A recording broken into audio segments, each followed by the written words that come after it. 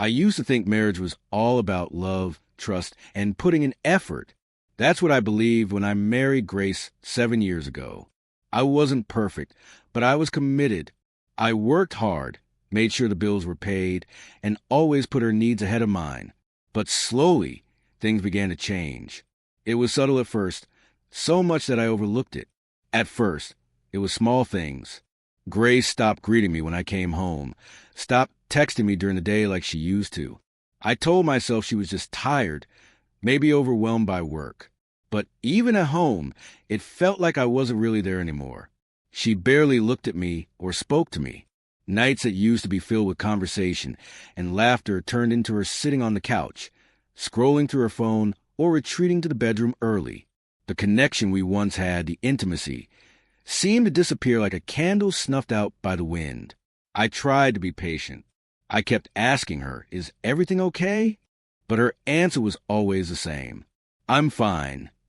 Without ever looking up from her phone, but I knew something wasn't right, and neither was our marriage. I started noticing the pattern. If I didn't reach out, nothing would happen. If I didn't text first, there'd be no conversation. If I didn't initiate affection, it didn't exist. If I didn't plan date nights, we didn't have them. I kept telling myself it was just a phase, maybe stress, but deep down I knew better. People make time for what matters, and I wasn't one of those things anymore. Whenever I suggested doing something to bring us closer, she had an excuse. "I'm too tired. I have a headache. Maybe another time." But that other time never came. One Friday night, I decided to do something special.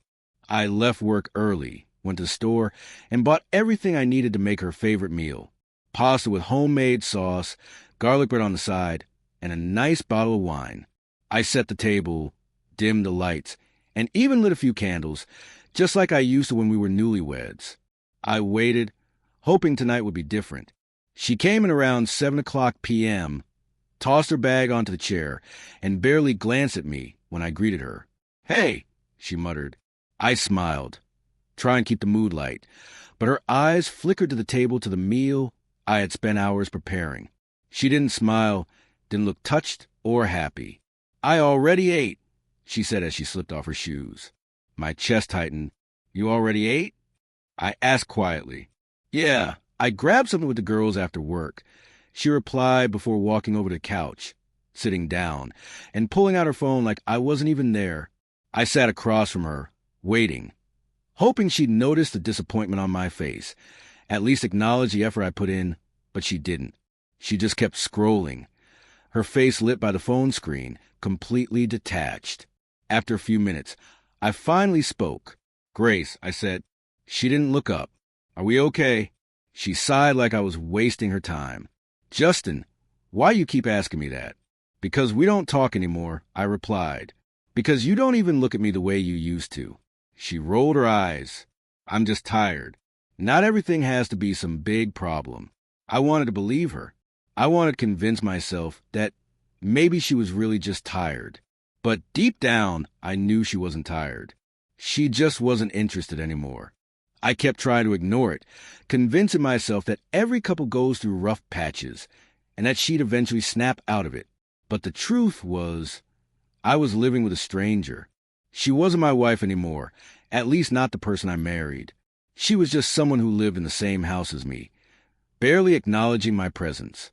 I had been demoted from husband to background character in her life.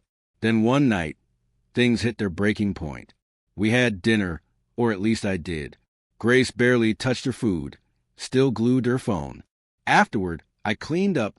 Things we used to do together, things we used to share now felt like a chore. When I walked back into the living room, she was curled up on the couch, still on her phone, her face blank and illuminated by the screen. I stood there for a moment, watching her. A heavy feeling settled in my chest. Enough. I walked over and sat beside her. "Grace, we need to talk." She didn't look up. "About what? About us? About this distance between us?" She sighed and finally put her phone down, but there was no anger, no nervousness in her face. She just looked bored. "Justin, I don't know what you want from me." I stared at her, my jaw tightening. "I want my wife back." She scoffed and crossed her arms. "I haven't gone anywhere. I let out a slow breath, try and keep my cool. Then why do I feel like I'm married to a ghost? We haven't been close in months. You barely touch me, barely speak to me. You don't even act like you want to be in the same room as me. She rolled her eyes. I told you I'm tired. Can't you just understand that? Tired? I repeated. You're tired all the time. That's all I ever hear. But all I see is you making excuses to avoid being close to me. She shook her head. Oh, so now you know how I feel, huh? Well, if I feel like it, I will. And if I don't, then I won't. Simple as that. And then she said it. What I do with my body is none of your business. The words hit me like a slap. I couldn't process it at first. What? I whispered. She leaned back against the couch, arms still crossed. Indifferent. Just because we're married doesn't mean I owe you anything. It felt like something inside me cracked. I wasn't asking for something, just the bare minimum. I didn't know where to go from here, but I knew everything had changed. I had been holding on, not asking for much in return, just a connection, some grace. But Grace didn't seem to understand. I wasn't doing this out of obligation. I was doing it out of love. I wanted to be close to the person I had chosen to marry. She laughed dryly, dismissing my words as overdramatic.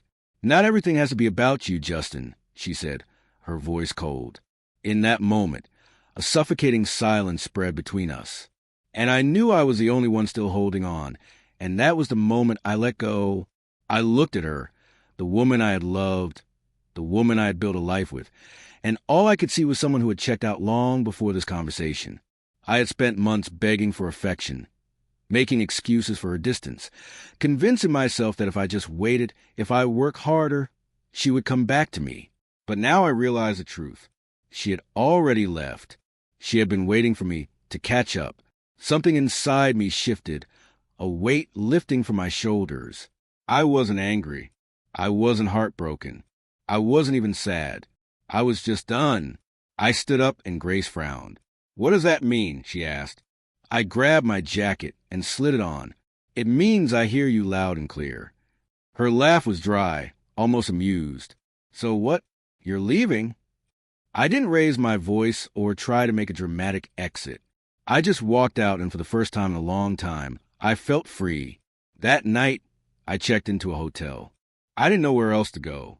My hands were still shaking when I handed over my credit card at the front desk, my mind spinning from what had just happened. I sat on the edge of the stiff hotel bed, staring at the wall, waiting for some kind of emotional response. Regret, sadness, anger. But all I felt was exhaustion. For the first time in years, I wasn't fighting anymore. I considered texting Grace, expecting her to reach out, at least pretending to care. But hours passed, then a whole day, then another. Nothing. That's when I knew I had made the right choice. She wasn't panicked.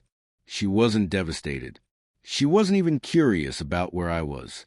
She had gotten so used to me always being there, chasing after her, that she assumed I would come back on my own. But I wasn't coming back. A week later, I finally got a message from her. Are you really leaving over this? Grow up.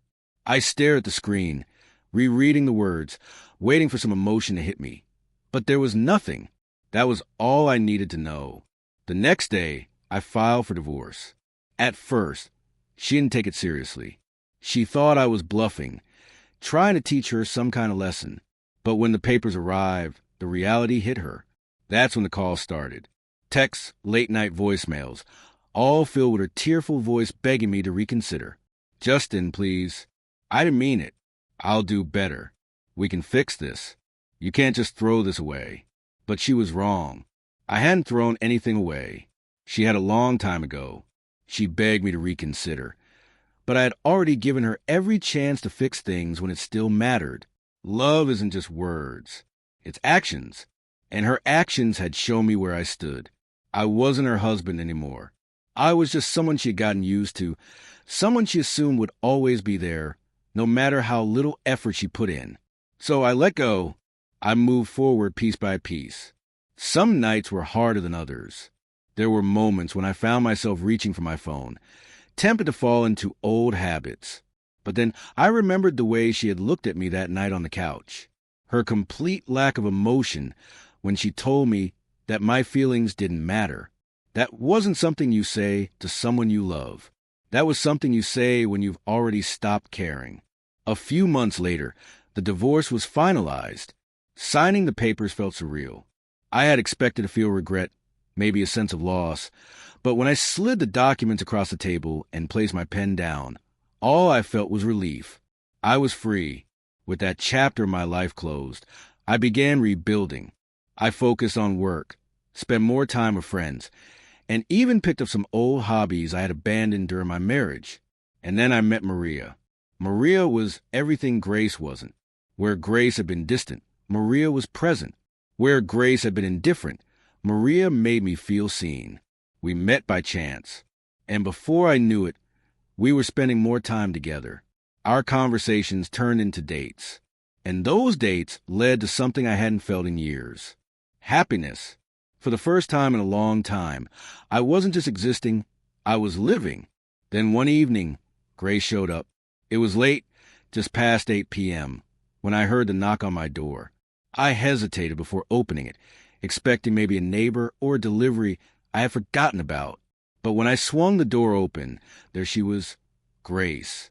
Her hair was a mess, her eyes red and puffy, like she'd been crying for hours. She looked smaller somehow, like she had lost the confidence she once carried so effortlessly. "Justin," she whispered. Behind me, Maria stood in the living room, looking toward the door.